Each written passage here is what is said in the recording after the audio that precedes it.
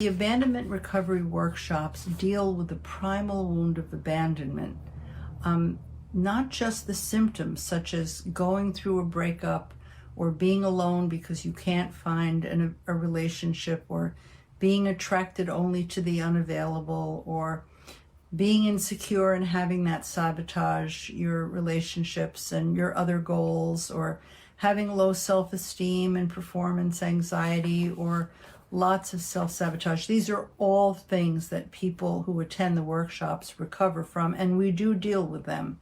But we deal with them by going to the primal wound of abandonment, the underlying wound, the primal fear, and the toxic shame that is universal to all human beings. Conventional methods like just going to therapy, or reciting affirmations in the mirror, or doing trauma reduction therapies of all kinds, these are very helpful, but they don't get all the way to the taproot of the primal abandonment wound. Abandonment requires a specialized approach that works with the force of attachment, the powerful force of human attachment that we feel, particularly because it gets thwarted with abandonment trauma from childhood or from adolescence or throughout life. All the different abandonment traumas thwart the need to connect, thwart all of those potential connections,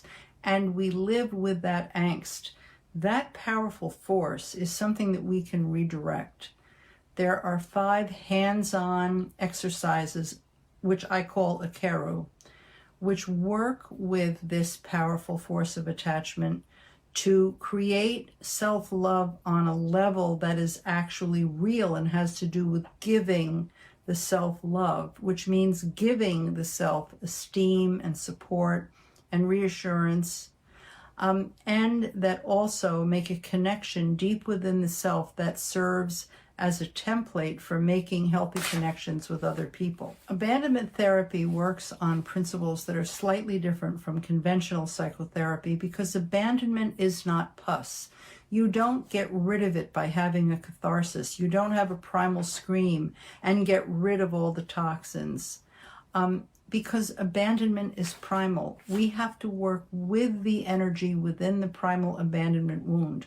We have been conditioned by birth and all of the experiences that we've been accumulating since childhood. We've been conditioned to have a natural fear of abandonment. And the primal shame goes hand in hand with that. It's not pus. We can't just get rid of it by squeezing a boil.